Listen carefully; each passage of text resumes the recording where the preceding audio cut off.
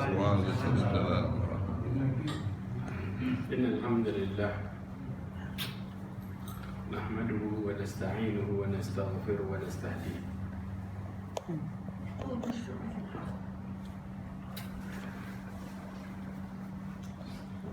ونعوذ بالله من شرور أنفسنا ومن سيئات أعمالنا من يهده الله فهو المهتد ومن يضلل فلن تجد له وليا مرشدا أشهد أن لا إله إلا الله وحده لا شريك له وأشهد أن محمدا عبده ورسوله بلغ الرسالة وأدى الأمانة ونصح الأمة وتركها على محجة البيضاء ليلها كنهارها لا يزيغ عنها إلا هالك أما بعد. معاشر المسلمين رحمني ورحمكم الله جميعا. Alhamdulillah, kita bersyukur kepada Allah Azza wa Jalla. Dalam setiap syukur kita berharap rahmat Allah Azza wa Jalla. Karena syukur merupakan ketaatan yang Allah Subhanahu wa Ta'ala perintahkan kita dan menjadikan seorang hamba Luqman menjadi orang yang bijak karena pandai bersyukur kepada Allah Azza wa Jalla. Dan juga Nabi Nuh dikatakan hamba yang pandai bersyukur kepada Allah Azza wa Jalla. Dari situ Allah SWT berikan kepada mereka semua rahmat Allah Azza wa Jalla. Mudah-mudahan Allah SWT merahmati dan kita semua. Salawat dan salam kepada Nabi Muhammad sallallahu alaihi wasallam, para nabi wal mursalin sebagai nabi dan sebagai rasul. Insyaallah pembahasan kita hari ini tentang apa?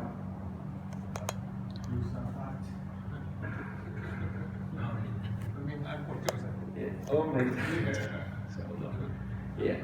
Kalau kita bahas tentang masalah dosa, masalah apa namanya al-farj, ya, maka sempit posisinya.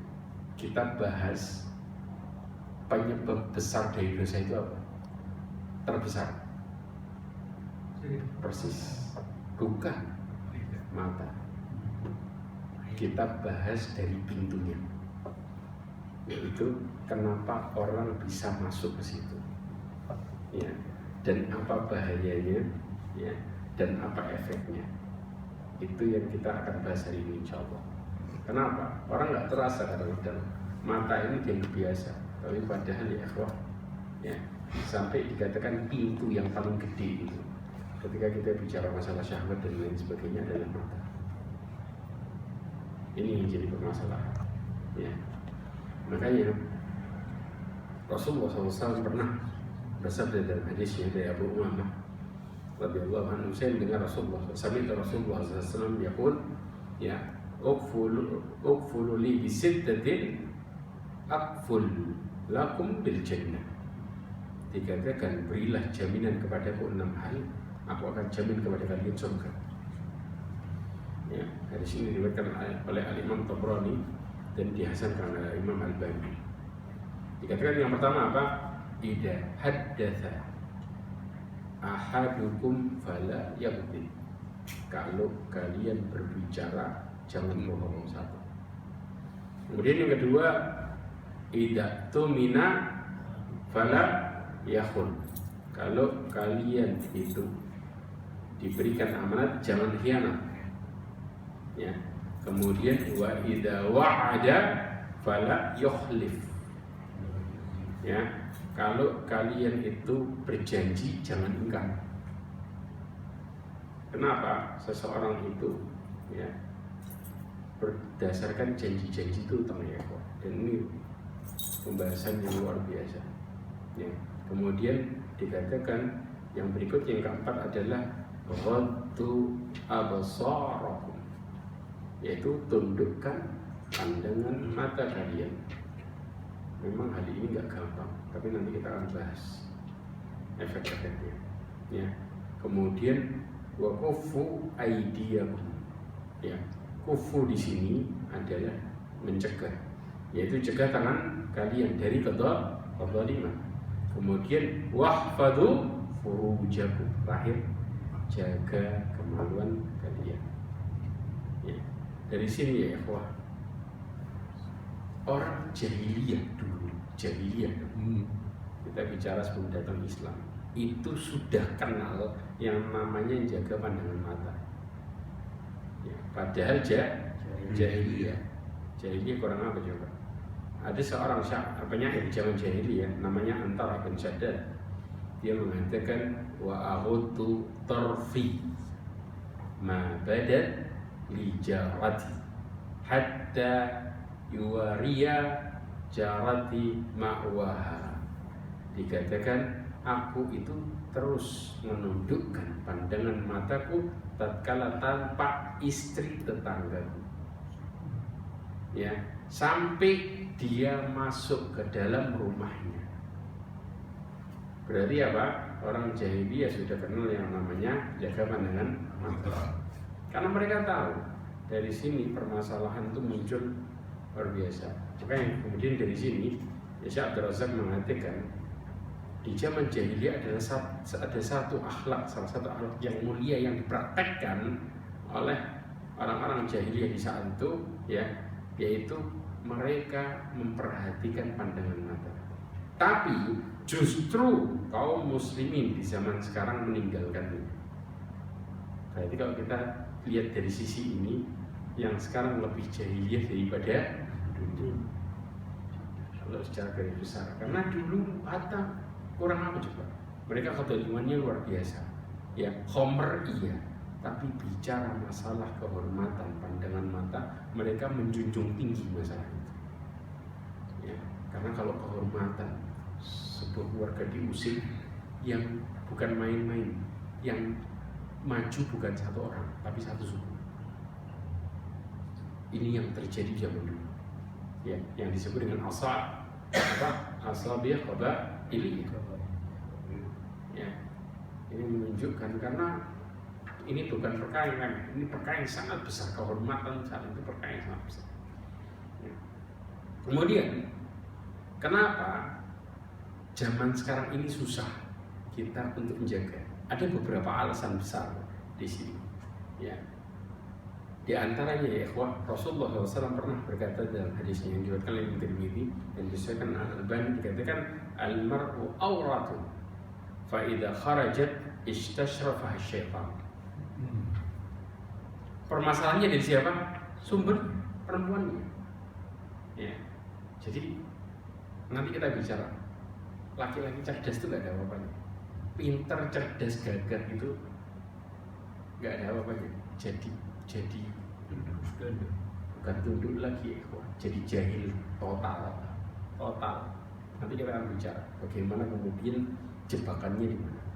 Ya, dikatakan perempuan itu aurat. Kalau kemudian dia keluar, ya, maka syaitan, ya, memandangnya. Tahu maksudnya memandangnya? Al-Imam Mubarakfuri mengatakan syaitan itu akan menghiasi wanita pada pandangan laki-laki di saat apa? Di saat dia keluar. Ya. Kemudian apa? Syaitan itu juga melihat wanita untuk menyesatkan, ya, menyesatkan dan memanfaatkan untuk membuat laki-laki jadi terjerumus. Jadi senjata syaitan untuk goda orang apa? Perempuan. Itu senjatanya di situ. Makanya kalau kita keluar, kalau pandangan mata nggak dijaga, harta yang keluar orang istilahnya sudah mulai keriput. Tetap pikiran buruk itu macam-macam. Orang mau bilang keripik kulit dan lain sebagainya, kalau kita bilang tetap syaitan itu akan menghiasi itu menjadi apa? Perkara yang kelihatan indah. Ini kenyataan. Makanya na'udzubillah gitu. Ya, sampai dikatakan dia secantik apapun dia punya istri di rumah, tapi begitu gak bisa jaga pandangan mata, maka istrinya gak akan pernah kelihatan jadi baik. Kenapa? Karena jiwanya sudah rusak di luar. Akhirnya apa? Sama istrinya sendiri apa? Mati rasa. Paham ya? Padahal ketika kita bicara, orang-orang banyak mengatakan, para wanita mengatakan, oh istri itu luar biasa dan sebagainya, dengan pujian yang 1000 saja. Tapi begitu pandangan mata ini nggak bisa menjaga, maka kita melihat yang di luar lebih indah jauh berlipat ganda daripada di dalam. Ini mengerikannya masalah jeratan pandangan mata. Jelas? Itu satu. Kemudian yang kedua, ya, kenapa seseorang itu pandangan mata ini susah dijaga karena dia menjadikan perkara ini kebiasaan. Ya ikhwan, orang kalau bilang dosa kecil kalau bilang, ya sekecil apapun itu dosa. Kalau jadi kebiasaan bukan kecil namanya. Makanya pernah ya Abdullah bin Abbas pernah mengatakan ketika ditanya dari Sa'id bin Jubair, salah bertanya kepada Abdullah bin Abbas berapa jumlah dosa besar. Kemudian dia mengatakan apakah jumlah dosa besar 7? Abdullah bin Abbas mengatakan jumlah dosa besar ya lebih dekat kepada 700 daripada 7. Kemudian dikatakan bagaimana sifatnya? Ya, hanya saja ya dikatakan la saghiratan ma'al israr. Tidak disebut dosa kecil kalau dilakukan apa? Istiqomah. Terus menerus. Ya, diulang bolak-balik itu bukan dosa kecil namanya. Ya. Kemudian apa? Wala kabira ma'as istighfar. Ya, dan tidaklah disebut dengan dosa besar kalau diiringi dengan taubat kepada Allah Azza wa Jalla. Ya. Maka dari sini bahkan Syekh Abu Muhammad Ibn Abdussalam dia mengatakan yang dimaksud dengan terus-menerus adalah dosa kecil itu dilakukan berulang kali. Sampai apa? Sampai dia merasa sedikitnya pedulinya dia sama urusan agama. Artinya orang kalau sudah ngelakuin dosa kecil dan menganggap remeh itu dosa, urusannya dia sama agama jadi remeh juga. Dia melihat agama itu hanya sekedar hiasan hidup, bukan inti dari hidup. Karena apa? Hatinya mati pelan-pelan dari dosa kecil dan nggak terasa ya kok. Kenapa?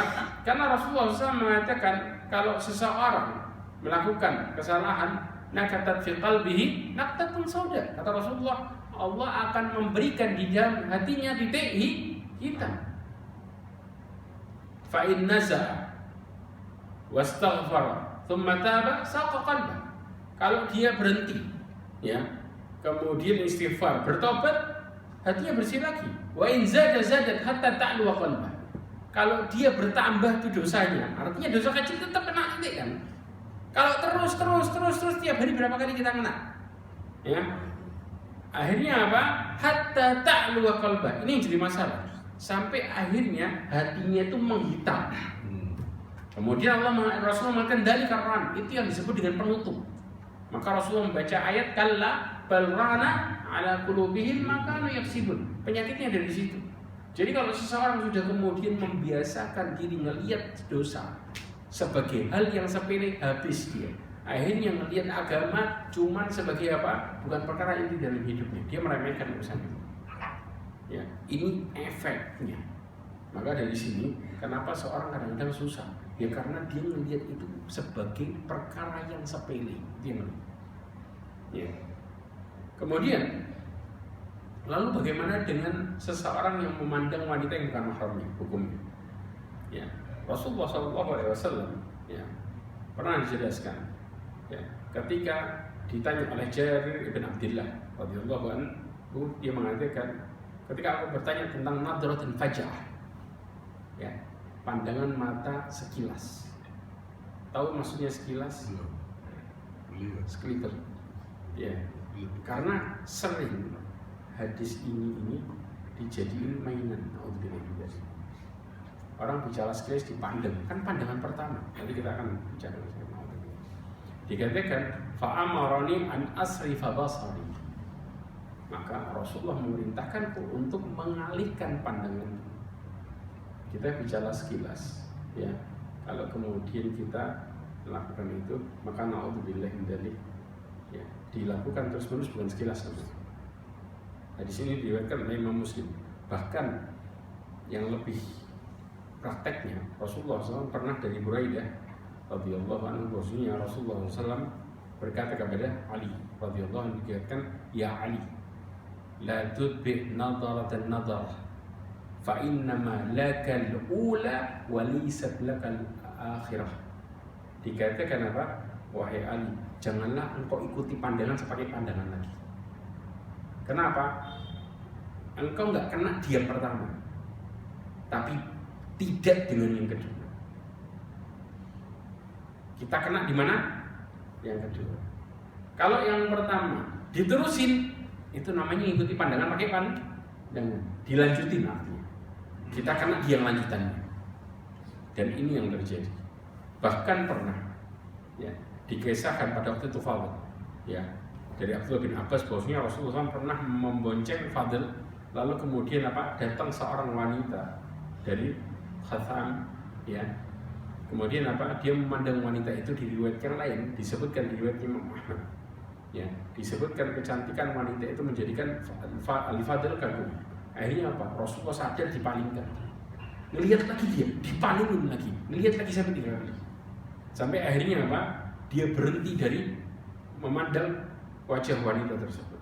Ini menunjukkan bahwa orang yang memandang perempuan sampai naudzubillah dari bisa mensifati kata-kata cantik ya, ini merupakan perkara yang haram, bukan perkara yang boleh, haram malah. Tapi kadang-kadang kita menjadikan ini kayak biasa. Ini bedanya di sini ya.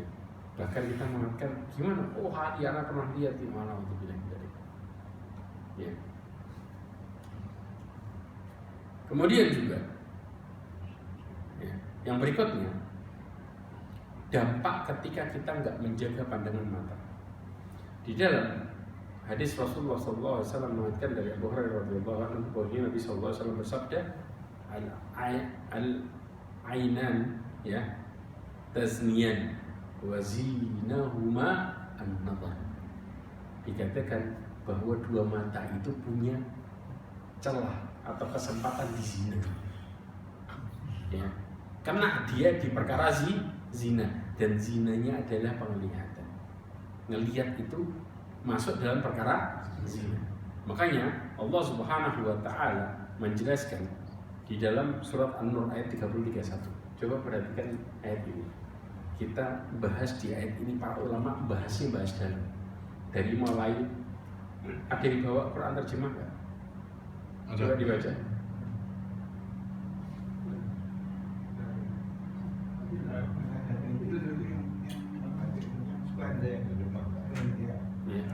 Nah, coba antum baca surat An-Nur itu ya, artinya aja. Allah mengatakan kullul mu'minina yaghuddu min absarihim wa yahfadhu furujahum. Di sini ada penjelasan, kemudian ada solusinya, endingnya. Nah, di solusinya para ulama itu membahas dalam banget, subhanallah ya. Katakanlah kepada laki-laki yang beriman dan mereka menjaga pandangannya dan memelihara kemaluannya. Yang demikian itu lebih suci bagi mereka. Sungguh Allah Maha mengetahui apa yang mereka perbuat. Terus? Dan katakanlah kepada para perempuan yang beriman agar mereka menjaga pandangannya dan memelihara kemaluannya. Dan janganlah menampakkan perhiasannya atau auratnya kecuali yang biasa terlihat. Dan hendaklah mereka menutupkan kain kerudung ke dadanya. Dan janganlah menampakkan perhiasannya atau auratnya kecuali kepada suami mereka atau ayah mereka atau ayah suami mereka atau putra-putra mereka atau putra-putra suami mereka atau saudara-saudara laki-laki mereka. Berhenti. Coba di ayat yang lanjut. Itu tentang masalah mahram kan? Di ayat yang lanjut. Dan nikahkanlah orang-orang yang masih membujang di antara kamu. Terus? Dan juga orang-orang yang layak menikah dari hamba-hamba sahayamu yang laki-laki dan perempuan. Jika mereka miskin, Allah akan memberikan kemampuan kepada mereka dengan karunia-Nya. Dan Allah Maha luas pemberiannya dan Maha mengetahui. Ayat 31 di akhir ayat ya, di akhir ayat. Apa yang dikatakan? Dan janganlah mereka menghentakkan kakinya agar diketahui perhiasan yang mereka sembunyikan. terus? Dan bertobatlah kamu semua kepada Allah, wahai orang-orang yang beriman, agar kamu beruntung. Perhatikan. Bicara laki-laki, perintahnya apa di situ? Menundukkan, terus Menjaga kemaluan, menjaga pandangan, menjaga kemaluan, terus nah, dua kan perintahnya. Betul? Pas perempuan berapa? Banyak, lebih dari 5. Coba, yang perempuan baca satu-satu. Dan katakanlah kepada perempuan yang beriman agar mereka menjaga pandangannya 1, dan memelihara kemaluannya 2, dan janganlah menampakkan perhiasannya 3, kecuali yang biasa terlihat. Dan hendaklah mereka menutup kain kerudung ke dadanya 4, dan janganlah menampakkan perhiasannya Nah, terus lanjut sampai menghentakkan kaki. Kenapa? Perintahnya laki 2, perempuan bisa sampai 6.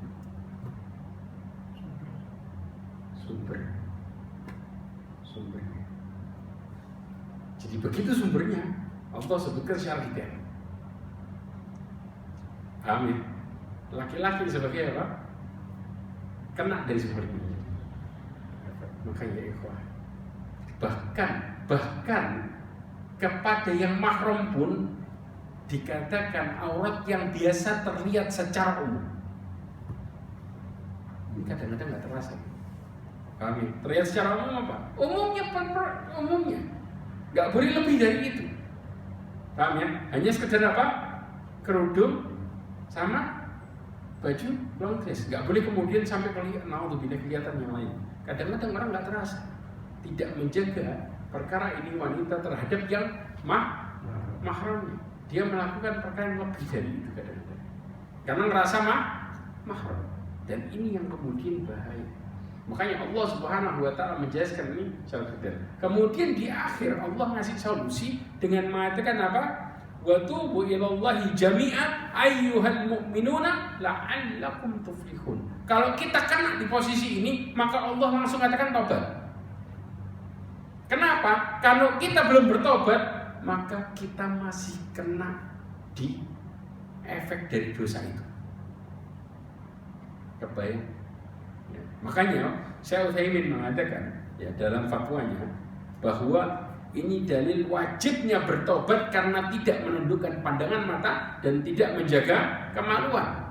Kenapa? Dengan menahan pandangan mata dan tidak mengumbarnya, ya, karena tidak menundukkan pandangan mata dan karena tidak menjaga kemaluan merupakan sebab kebinasaan dan sebab kecelakaan dan timbulnya fitnah. Jadi kondisinya bagaimana supaya kita nggak kena efek fitnahnya? Baru hilang tuh efek fitnah. Tapi kalau kita belum bertobat, maka alhamdulillah dari itu bisa kayak nyandu, tahu ya, kayak berlanjut. Subhanallah. Ini mengerikan. Kadang-kadang ya ikhwah, kita kalau melihat satu sekali dilihat serius, begitu kita pergi masih terngiang nggak di kepala. Jangankan cuma di kepala, nyambung ke dada sampai ke bawah. Nanti kita akan bicara masalah cerita di mana orang bisa murtad gara-gara ini. Nggak tanggung-tanggung, murtad gara-gara ini. Ceritanya bukan satu, ada beberapa. Ya. Kemudian, kenapa? Karena Rasulullah SAW mengatakan ma taraktu ba'di fitnatan adarra 'ala rijal minan nisa. Aku tidak meninggalkan fitnah yang lebih berbahaya setelahku daripada laki-laki terhadap wanita. Bahkan sampai dikatakan di dalam hadis yang diriwayatkan Imam Muslim, wa inna awwali fitnatin bani Israil kanat fin nisa. Fitnah pertama yang kena ke Bani Israel pertama ketika mereka bicara beriman adalah fitnahnya perempuan. Bahkan para wanita itu ngasih fitnah nggak tanggung-tanggung. Laki-laki cerdas akalnya bisa lepas gara-gara kena perempuan. Ya betul.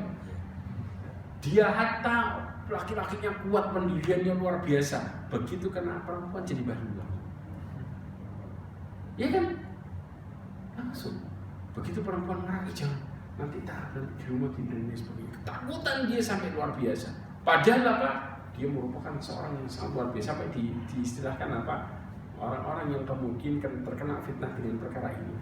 Ya, sampai ada sebuah syair, ya, ada sebuah penjelasan mengatakan bahwa kalau seorang singa itu takut sama betina, berarti kalau kau takut sama istrimu kau adalah singa. Padahal ya ikhwah, ini merupakan perkara fitnah yang sangat mengerikan. Padahal Rasulullah SAW mengatakan tentang wanita. Wanita itu akalnya kurang, laki-laki cerdas. Kata Rasulullah SAW, "Ma ra'aitu min naqisatil aql wad-din adhaba li lubbir rajul hazim min ihdahunna." Man ihdakunna, kata Rasulullah SAW, aku tidak pernah melihat orang yang kurang akal sama agamanya lebih membuat hilang akal seorang laki-laki yang tegas, yang kuat daripada apa? Seorang di antara kalian, yaitu wanita. Laki-laki tegas kereng, hatta di luar dia kriminalis bila perlu, tapi kena perempuan masuk belak. Subhanallah ya, ini ngeri ya, karena fitnahnya luar biasa dahsyat. Orientasinya mereka rata-rata kunci pintu lah dan lain sebagainya, langsung takutan kayak luar biasa dahsyat. Padahal apa? Di luar pun ditakuti dan lain sebagainya. Dan inilah kenyataan fitnah zaman sekarang. Maka dari sini ya, bayangkan wanita itu adalah hal yang melalaikan laki-laki yang tegas. Gimana dengan laki-laki yang lemah? Lebih parah lagi. Laki-laki yang tegas, kata Rasulullah, itu bisa lalai, jatuh. Kalau laki-laki lemah, tambah habis sudah hidup. Ya. Di sini juga Allah Subhanahu wa Ta'ala memerintahkan biar kita nggak kena fitnah ini, maka Allah menyuruh kita apa? Menundukkan pandangan mata, dengan mewajibkan kita untuk bertobat ketika kena itu. Mewajibkan kita dengan mengatakan wa tubu ilallahi ayyuhal mu'minuna la'allakum tuflihun, supaya kalian beruntung. Biar efeknya nggak kena, maka berhenti dengan bertobat kepada Allah Azza wa Jalla. Dan ini harus di sekian perintah yang banyak, panjang tuh ayat, terakhirnya Allah perintahkan kita seperti ini. Ya. Bahkan ya ikhwah, perintah Allah Subhanahu wa Ta'ala secara khusus untuk bertobat dari tidak menjaga pandangan mata, ini bukan perkara yang remeh, bukan perkara yang biasa. Kenapa? Karena pandangan mata merupakan awal dari berbagai macam malapetaka. Sumbernya di awalnya apa? Mata. Kemudian apa? Barang siapa yang semakin banyak memandang kecantikan wanita yang bukan mahramnya, maka semakin dalam kecantikan kepadanya hingga akhirnya mengantarkan dirinya kepada jurang kebinasaan. Ya. Dan ini disebutkan oleh Syekh Muhammad Mukhtar Syinqiti di dalam tafsirnya Adwaul Bayan. Inilah sumbernya. Jadi semakin dalam, semakin masuk ke hati, semakin malapetakanya mengerikan. Bahkan apa? Orang kena zina sudah berani nekat, itu gara-gara apa? Kedalaman dia, pikirannya masalah perempuan. Jadi sumbernya dari sini sebenarnya. Bahkan Imam Mawardi mengatakan ya kepada Abu Abdillah, ya, mengatakan Imam Abu Abdillah ini adalah Imam Ahmad ibn Hanbal. Ada seorang yang bertobat kemudian berkata, seandainya punggungku dipukul dengan cambuk, maka aku tidak akan pernah bermaksiat. Kata dia dengan teguhnya, hanya saja aku tidak bisa meninggalkan kebiasaan tidak menjaga pandangan mata. Maka Imam Ahmad marah dengan mengatakan, tobat apa ini? Tobat macam apa? Karena dari situ tuh masalahnya dari situ. Kata dia, saya kalau disuruh maksiat yang lain nggak bakal saya ngelakuin. Istilahnya kayak gitu. Tapi apa? Tapi pandangan saya nggak bisa. Ya. Kemudian Allah Subhanahu wa Ta'ala mengatakan ya'lamu kha'inatal a'yun. Allah Subhanahu wa Ta'ala mengetahui apa? Pandangan mata yang khianat. Tahu nggak yang disebut pandangan mata yang khianat? Pernah Abdullah bin Abbas menafsirkan kha'inatal a'yun, ya, kayak orang yang berada di sekelompok laki-laki. Ketika dia bareng sama teman-temannya, diperhatikan dia nunggu. Pas teman-temannya lagi lalai melirik dia, itu disebut dengan pandangan khianat. Kenapa? Nunduknya cuman pencitraan. Masyaallah. Makanya kita butuh pertolongan Allah buat lepas ini. Tidak bisa. Satu-satunya adalah pertolongan Allah Azza wa Jalla. Bahkan sampai dikatakan, janganlah engkau mengikuti pandanganmu pada pakaian wanita. Kenapa? Karena sesungguhnya pandangan itu menimbulkan syahwat dalam hati. Pakaiannya aja. Ya, ya ikhwah, kita kalau kena ada jemuran sembarangan, kira-kira gimana? Nggak lihat orangnya kan? Yaudah. Itu bisa lihat. Gimana kalau pas kena orang yang langsung? Ini ngerinya efek dari pandangan mata. Ya. Bahkan Abdullah bin Mas'ud mengatakan, kalau sudah seperti ini, akhirnya dia jadi orang yang meremehkan perkara kesalahan dengan mengatakan, gini aja kok ribet. Gara-gara apa? Abdullah bin Mas'ud mengatakan, innal mu'minina yara dhunubahu ka'annahu qa'idan tahta al-jabal yakhafu ayyaqa alaih. Jadi ini perkataan ini diriwayatkan oleh Imam Bukhari. Kemudian wa ammal fajir yara dhunubahu kadhubabin yamurru ala anfi. Ya. Faqala bihi hakadha. Dikatakan seorang mukmin itu mukmin yang sebenarnya, kalau dia ngaku takut sama Allah, beriman sama Allah, melihat dosanya, ya kayak duduk secara umum, kayak duduk di bawah gunung. Gunungnya gunung batu lagi. Kira-kira kalau yang jatuh kerikil, dia tetap santai tidur atau siap-siap hati-hati? Ya kerikil. Kalau kerikil jatuh kerata, orientasi kita langsung apa? Lah kalau yang gede gimana? Itu orang mukmin ngelihat dosa. Kalau yang kecil turun, ya kena, maka nanti kalau kena yang besar gimana? Artinya orientasinya dia adalah lihat kepada siapa engkau bermaksiat, bukan seberapa besar maksiatmu kepada Allah. Ya. Tapi kalau orang fajir, pelaku pendosa, maka melihat dosanya, dia bilang kecil lalu lewat, alias tidak panik sama sekali. Fayak aluhakan, maka dikibas sama dia, gampang. Nanti bisa tobat, sekalian basah, macam-macam. Kalau sudah seperti ini, maka nggak akan pernah dia lepas dari itu. Pandangan mata rusak. Jelas? Ya. Bahkan, subhanallah, kita kan ada nggak terasa. Ka'bah tahu ya? Di depan Ka'bah. Dulu, apalagi sekarang, alhamdulillah. Al-Fadl Ibn Asim dia mengatakan apa? Tatkala ada seorang pria tawaf, tiba-tiba dia memandang wanita yang cantik, lagi tawaf, tingginya tinggi ideal, dikatakan. Maka dia pun terfitnah disebabkan wanita tersebut hatinya gelisah. Bahkan dia mengatakan, aku tidak menyangka kalau aku bisa jatuh cinta tatkala sedang tawaf mengelilingi rumah Allah yang dikerumuni sama kiswah. Rumah Allah ini ditutupin, dikasih pakaian istilahnya, itu dia bisa kena fitnah di situ.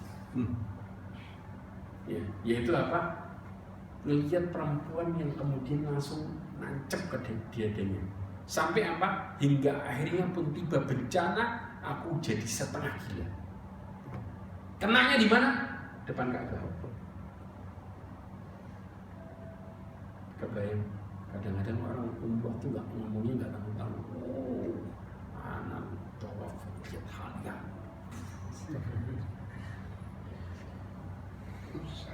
Ini yang terjadi. Maka kemudian apa? Dikatakan, demi Allah, kiranya aku berharap dari pandanganku dengan memandang Alhamdulillah gitu. Maka ini yang terjadi. Ya, dia kena di mana? Di Ka'bah. Masyaallah, ini rahimani wa rahimakumullah jami'an. Coba perhatikan bagaimana praktek mereka ketika menjaga pandangan mata orang-orang saleh. Coba perhatikan. Ya, Al-Madaini, ya, dari guru-gurunya diceritakan sebagian orang, ya, di zaman pemerintahan di Basrah, ketika hendak bertemu dengan Daud bin Abdillah, ya, Daud pun pergi menuju Basrah, kemudian disinggah di salah satu rumah sahabatnya di pinggiran Basrah. Ya. Kemudian sahabatnya ini adalah seorang yang sangat pencemburu. Bayangin, sahabatnya seorang yang sangat pencemburu. Maka dia memiliki seorang istri yang namanya Zarqa. Ya, Zarqa ini disifati katanya cantik. Ya. Akhirnya apa? Maka dia pun berpesan kepada istrinya untuk ramah sama tamunya, sama sahabatnya tadi, dan melayaninya. Maka kemudian tatkala kembali ke rumahnya, ya, kemudian dia tanya sama si sahabatnya tadi, si Daud, mengatakan apa? Gimana? istriku dalam melayani. Maksudnya ngasih khidmahnya gimana, kasih makan dan lain sebagainya. Kemudian kata Zarqa mengatakan, saya tidak tahu si Zarqa warasi halal sama sekali. Kemudian akhirnya dia masuk ketemu istrinya dan marah-marah. Aku telah berpesan kepadamu untuk melayani dan ramah sama si tamu ini. Kenapa enggak melakukan? Istrinya mengatakan apa? Engkau berpesan kepadaku untuk melayani seorang yang buta. Bayangin, kenapa? Karena dia tidak sama sekali memandang aku. Ya, kayak dia ngurusin orang yang buta. Saking luar biasa menjaga. Bahkan juga dikatakan ya, dari Muhammad bin Abdullah ya, dikatakan bahwa Hasan ibn Ali ibn Abi Sinan, maaf, waktu itu keluar sholat Id. Kemudian ketika dia sampai, dikatakan, wahai Abu Abdillah, kami tidaklah melihat Id hari ini wanitanya paling banyak. Katanya teman, daripada Id yang tahun lalu. Kemudian dia berkata, tidak ada seorang wanita pun yang bertemu denganku hingga aku kembali. Kemudian istrinya mulai mancing, ngomong apa? Berapa banyak wanita cantik yang sudah kau lihat?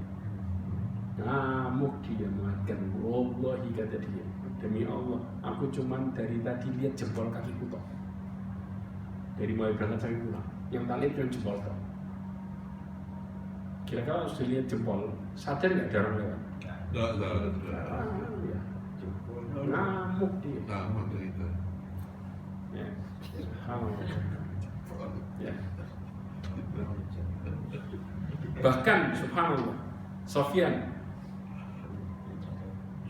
kunyahnya Ar-Rabi ya, Ibn Huthaim, dikisahkan ketika dia melewati sekelompok wanita, dia menundukkan kepalanya sampai apa? Dikira sama para wanita ini orang buta lewat. Sampai akhirnya apa? Para wanita tersebut mengatakan, aku berlindung kepada Allah dari ditimpakan kebutaan. Kenapa? Karena dipikirnya laki-laki yang lewat tadi adalah orang yang buta. Itu jaganya mereka sampai seperti itu. Ya. Nah, sekarang akibatnya, Al-Imam Ibnu Qayyim menceritakan ya, bahwa kebanyakan maksiat itu masuk dari 4 pintu. Betul. Maksiat kebanyakan itu lewat 4 pintu. Ya, yang pertama adalah kilas balik pandangan. Ya, satu. Jadi kalau pandangan balik ke kita, timbal baliknya ini yang buruk. Satu. Kemudian yang kedua adalah besitan di dalam hati. 2. Karena dari kilas balik muncul terbesit. Jelas? Yang ketiga, ucapan. Yang keempat, tindakan. Ini 4 ini adalah penyakit dari kebanyakan maksiat berawal dari itu. Jelas? Yang pertama apa? Pandangan mata. Habis itu hati mulai mikir, ngomong sama berbuat, selesai, habis. Jelas? Ya. Kemudian, ya, dikatakan ada sebuah kisah. Kisah dari kejadian ini. Ya. Ibnu Qayyim al-Jauziyah mengisahkan dulu di kota Mesir ada seorang pria laki-laki yang dia selalu ke masjid dan kerjanya apa ya, mengumandangkan adzan qomat untuk salat setiap saat sampai pada suatu saat. Jadi sampai dikatakan ini orang disifati dengan apa? Hatinya hati yang sangat luar biasa, cerminan. Ya, dia disifati dengan sifat ketaatan dan Allah kasih cahaya dia. Itu orang jadi orang dengan kondisi seperti ini. Ya. Sampai pada suatu ketika dia naik ke atas menara, dulu pakai menara. Ya. Akhirnya apa? Kemudian dia ketika ingin mengumandangkan adzan seperti biasa, maka dia melihat ke bawah. Ternyata di bawah itu ada rumah milik orang Nasrani. Ketika dia melihat, ternyata di rumah itu ada anak perempuan. Dipandang subhanallah, dia gak jadi adzan, turun ya, tiba-tiba masuk ke rumah itu. Perempuan kaget, ada apa dengan ini? Kenapa engkau datang ke sini? Dia mengatakan, aku menghendaki diri. Bayangin, tukang adzan. Ya. Kemudian apa? Engkau telah menawan hatiku dan mengambil seluruh isi hatiku. Makanya jadi jahili kayak gini. Kemudian akhirnya apa? Aku tidak akan memenuhi permintaanmu untuk melakukan hal yang terlarang, kata perempuan itu. Kata perempuan laki-laki itu, aku akan menikahimu. Bagaimana engkau akan menikahiku? Sedangkan engkau Muslim, aku Nasrani. Kata dia, baiklah, aku akan masuk ke dalam agamamu. Kemudian apa? Karena untuk bilang tadi, ya akhirnya kalau engkau masuk agamaku, apapun yang kau inginkan aku akan kasih. Akhirnya masuk. Begitu masuk ke dalam agamanya, ya ikhwah, naudzubillah min dzaliknya, dia pertama kali tinggal di situ, pertama kali belum ngapa-ngapain ya. Kemudian apa? Dia naik ke atas atap, ya, tiba-tiba apa? Terjatuh meninggal, belum disentuh ya. Meninggalnya dalam posisi apa? Mortal. Padahal dari awalnya dia ngapain? Tukang adzan dan komat kerjaannya. Gak jadi adzan turun masuk Nasrani, mati dalam keadaan itu. Padahal belum nyentuh Tuhan, belum nyentuh. Tinggal pertama. Naudzubillah. Bahkan yang lebih mengerikan lagi disebutkan di dalam Tarikhul Baghdad dan juga disebutkan dalam kitab Bidayah wa Nihayah. Dikisahkan oleh Imam Ibnu Katsir dari Ibnu Jauzi mengisahkan tentang Abdah Ibn Abdurrahim. Pernah tahu? Ini kisahnya masyhur, ya. Dan Allah Subhanahu wa taala sebutkan, ya, bagaimana dia adalah penghafal Quran, hafid Quran, ahli ilmu fikih di zamannya. Ya. Kalau nggak salah dia di generasinya tabi'in atau abdah, ya. Generasi emas. Suatu saat laki ini adalah seorang yang sering berjihad Allah, dikatakan sifatnya. Ya, dia memerangi negeri Romawi pada itu. Pada suatu saat dia, ya, waktu perang, ya, dia mengepung suatu daerah di Romawi, ya, maka kemudian ketika sampai di bentengnya, dia melihat ke atas. Ternyata ada perempuan cantik. Bayangin ya, disifati ini orang hafid Quran, ya, orang yang berilmu, bukan biasa, berilmu di zaman itu, ya. Ketika melihat ke benteng di atas, ngelihat ada perempuan cantik orang-orang. Kemudian dia mengatakan, bagaimana cara aku bisa mendapatimu, berjumpa dengan. Kata perempuan ini mengatakan, dengan engkau masuk ke dalam agama Nasrani, maka engkau naik bertemu dengan. Maka akhirnya apa? Maka dia pun meminta sang wanita, ya, untuk apa? Untuk memenuhi permintaannya tadi. Akhirnya apa? Dipenuhi sama dia permintaannya. Akhirnya dia masuk ke dalam benteng itu, dan para sahabat yang lainnya sedih semua. Begitu sedih, kemudian mereka bertemu lagi pas perang. Begitu bertemu lagi, sedangkan dia sudah jadi Nasrani, ditanya bagaimana dengan hafalan Quran. Maka dia mengatakan, bagaimana dengan puasamu, bagaimana dengan jihadmu, bagaimana dengan salatmu. Maka dia menjawab, ketahuilah, aku telah lupa seluruh ayat Al-Quran kecuali 2 ayat.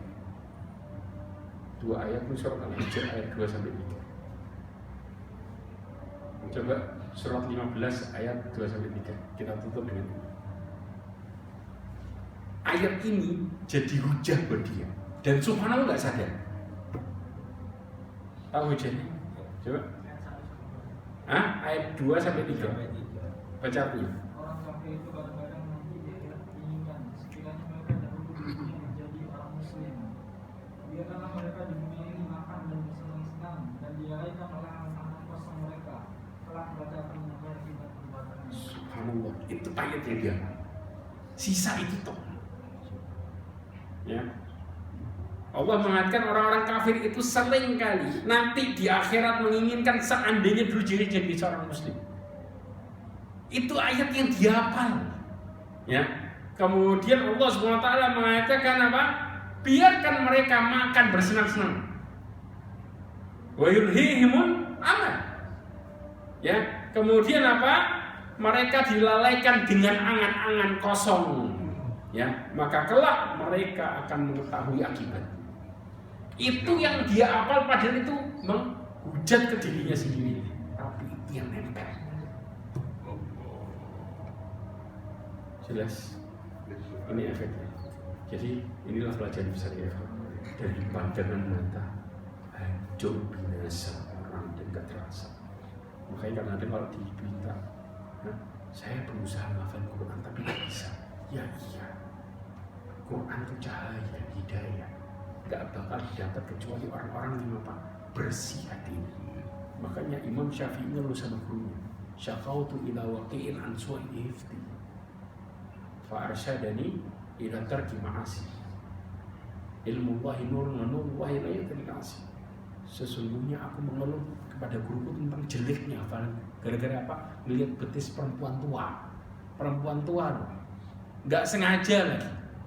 Ya, maka kemudian dia memberikan petunjuk kepadaku untuk meninggalkan kemaksiatan. Karena ingat, ilmu Allah itu adalah cahaya. Kita bicara Quran, cahaya, dan cahaya Allah nggak bakal dikasih kepada orang yang bermaksiat. Mudah-mudahan ini jadi motivasi buat kita semua. Mudah-mudahan Allah SWT berikan kita anugerah untuk bisa menjaga pandangan mata kita semuanya. Dan mudah-mudahan Allah SWT bersihkan hati kita dari nifaq, dari keburukan. Dan mudah-mudahan Allah SWT tutup hidup kita semua dengan husnul khatimah. Subhanallahumma bihamdika asyhadu an la ilaha illa anta astaghfiruka wa atubu ilaik. Wassalamualaikum warahmatullahi wabarakatuh. Waalaikumsalam warahmatullahi wabarakatuh. Ada yang tanya?